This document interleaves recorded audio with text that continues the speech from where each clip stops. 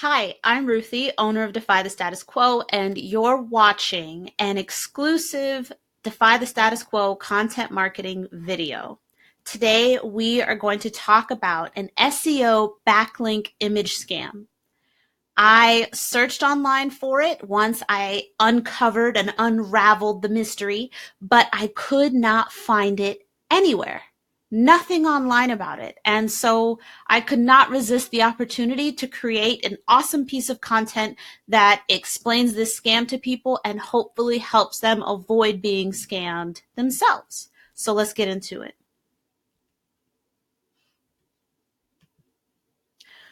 So what we're going to cover today, we're going to go over what backlinks are. The hint you should have right now is that they're valuable because people don't typically try to scam you for something that's not valuable. We're going to go over at a high level how this scam works. And then I will go over the message my client received, my investigative research process to determine that this in fact was a scam, and then my next steps to reassure my client and confirm my suspicions, which I was able to do. So first and foremost, what are backlinks? When someone links to your website, that's a backlink. So you're a website, I'm a website, I was on your website, I found awesome information, and so when I went back to produce my own content on my site, I linked to your website or your page as the source for that information. Backlinks tell Google that a website's content is valuable and reputable. So that's why original research always gets a ton of backlinks, because especially if you've got research with numbers in it, people love statistics. When we craft our content stories, we can deliver the second punch with a very solid, firm number supporting our analysis, our opinion, or just a particular feeling that we've had about a subject. Backlinks are also one of the top 3 SEO ranking factors. So more good backlinks means you'll rise in the search engines. Bad backlinks can bring you down by association. It's kind of like how a man or woman is judged by their friends. Well, a website can be judged by their backlinks.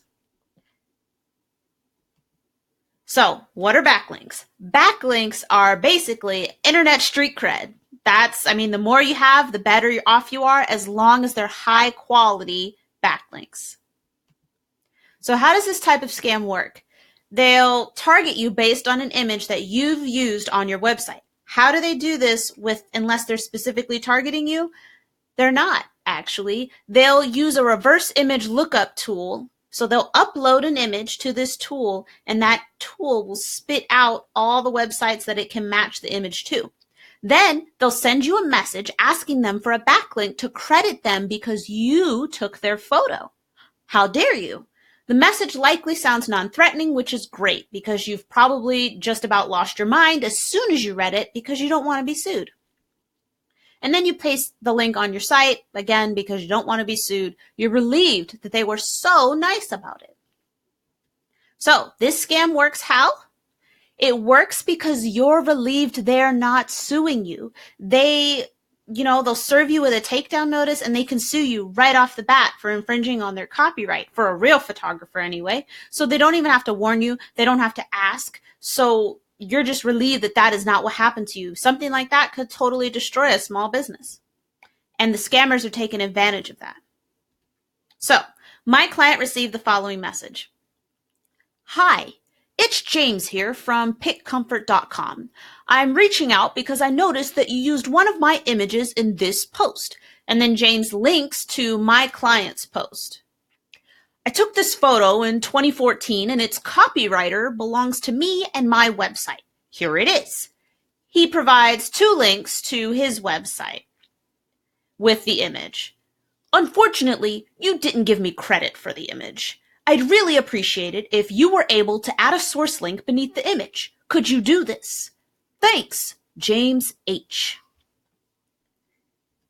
And there's the message in all its glory. So, my investigative research process. Step 1, client reaches out to me, sends me that message.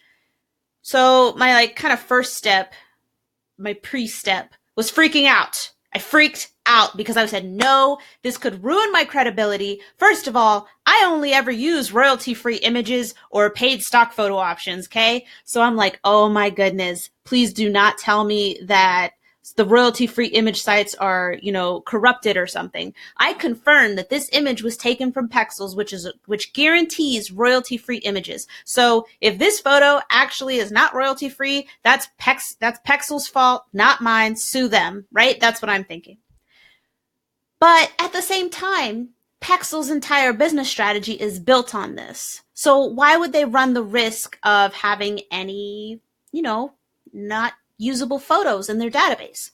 That's when the scam alert started going off.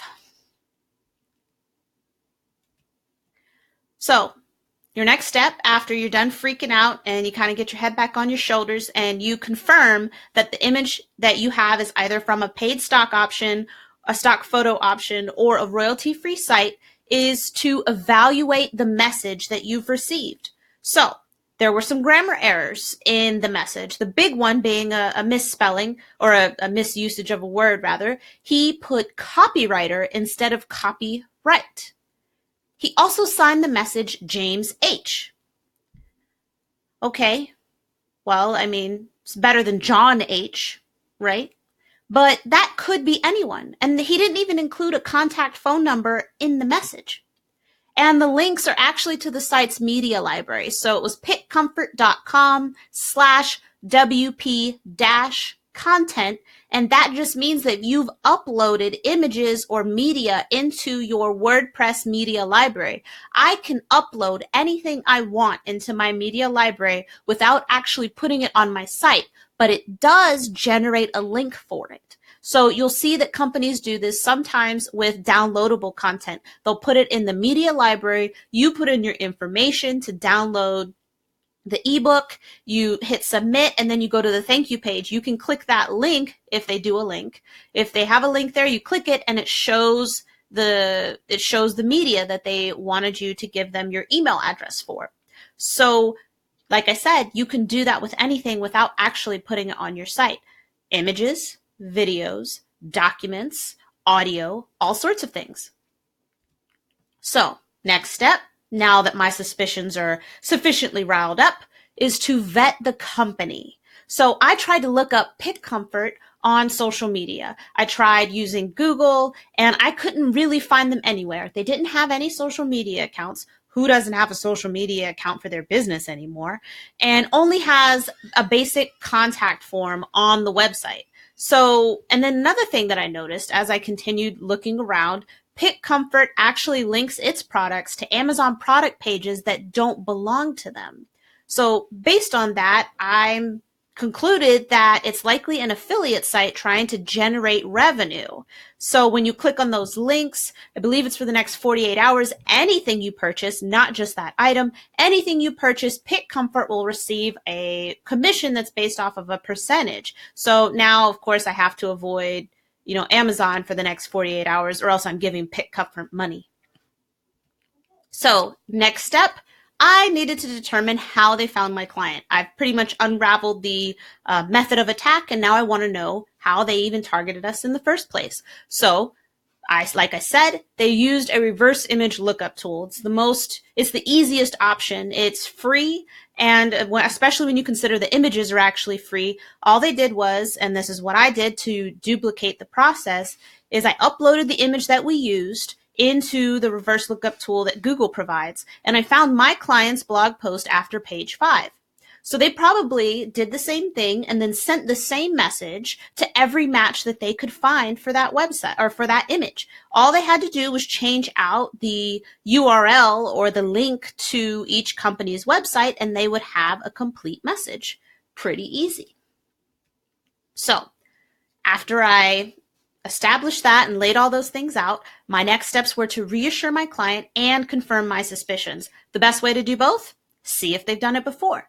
The average company will likely just give the backlink because they're not aware that they should even be suspicious. Remember, they're relieved that they're not getting sued.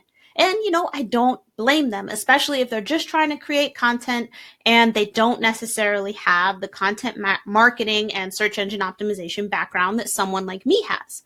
So Lucky for me and lucky for you, in this video, I actually found 3 examples of them succeeding in getting the backlink for images that were not theirs. So, how do you do this? First step, check out their current backlinks. So what I decided to do was use Neil Patel's backlink tool, which is a free tool. If you check out his Uber Suggest tool, that's a free keyword research tool. And this one's a free way to check out backlinks for your site or someone else's. The only thing you have to do is copy and paste the domain name or the domain into the search bar and hit enter and wait for the results. If you pay for SEMrush or another type of SEO tool that will let you check for backlinks, then of course you could use that as well, but this was the easiest option and it's free and accessible to everyone. So my first example was a real estate website that wrote an article, a listicle, on how to spruce up your bathroom, which is incredibly important for real estate, especially when people are coming to view your house. You need to make sure that your bathrooms and especially your kitchen, those 2 areas look amazing. So this image on the left, at the bottom, you can see the arrows that I drew. You can see that they hyperlink to Pick Comfort as the source for this image. And so what I did in order to find it, I searched small orchid in bathroom. And I found the image on the right on Unsplash, attached to the actual photographer. For number 2, I felt that number 2 was really the nail in the coffin that I needed. It's a news and trends website, and they were talking about why you should wash your hands and sing at the same time. So probably singing happy birthday and washing your hands at the same time. So this particular image on the left, you can see it says in the subtext there, photo credited to James H. Pick Comfort, and then Pick Comfort's URL. Wow, just put all of it out there. And so what I did was I looked for bathroom sink, running faucet or something like that. And I found the image on the right on Unsplash. Now, to be honest, after reviewing the website, I don't feel like this particular image was really on brand. It's incredibly dark, and I feel like they probably should have picked a different one, but I digress. Finally, I found a gamer website, and this actually, I think, attests to the accuracy of the reverse lookup tool, because as you can see, the image on the left is actually altered. They put logos for different companies there going down the faucet because they were talking about leaks in the video gaming industry. So instead of putting just pickcomfort.com there in their credit line there, they hyperlinked or used the text image source as anchor text for the link to go. But if you click on it, it goes to pickcomfort.com. So again, I just looked up bathroom sinks and found the image on the right on Unsplash. So as you can see, these images are royalty free, and the person claiming that they took those photos is just not accurate. Not to mention, Pick Comfort they promote water treatment systems. So a lot of these things, it just doesn't necessarily make sense. I mean, I guess I can see it with the faucet. I wasn't really seeing it with the bathtub and the orchid though, because like, why would you take that photo? But again, it could have been, right? And that's the point. And that's why we go through this exercise of checking and confirming how how these things play out this way. So in conclusion, the end, make sure that you double check any communications you receive about your photos or any original content that you've created on your website.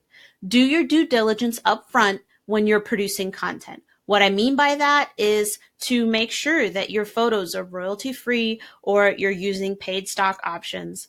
You have to be careful with websites like Flickr. They have great websites, but oftentimes they don't allow for commercial use, even if you're allowed to use them for something else. So just keep that in mind. If you outsource your content and you have content partners, make sure you vet your partners. You hire them for their expertise, but that doesn't mean that you shouldn't be aware of their processes at least a high level. So when they're giving you images to use, just ask them where they came from, and make sure that if anybody does reach out to you about photos, that you can easily present, okay, this was the source for this here. So in the case of Pexels or Pixabay or Unsplash actually getting a photo that shouldn't go in there, it's way more beneficial to that person who actually owns the photo to sue them. They've got way more money than the rest of us. Well, they got way more money than me. So if that was the case, I would say, hey, I found this photo on Pixabay. Pixabay saying that it's royalty free and they're letting everyone download it. Go get them. But like I said, these platforms build their businesses on this particular model. So, I'm sure that they're very careful. In any case, the burden of it shouldn't fall on you. So, again, if you receive any information about your photos on your website, run them through this process or contact a trusted, content professional and ask them to help you determine whether or not this is a scam. You don't want to have any bad or erroneous backlinks on your site going to someone else that's not related to what it is that you do. All right. So this has been a Defy the Status Quo exclusive video. Thank you for joining me. And please let me know your comments wherever you run into this video, or if you run into it on the blog, leave a comment. I'd really be interested in your thoughts. I could not find anything online about this topic at all, which led me to believe that it's kind of a emerging trend, an emerging scam. So I think the more information we can get out there, the, safer everybody's websites will be from, this pretty clever tactic.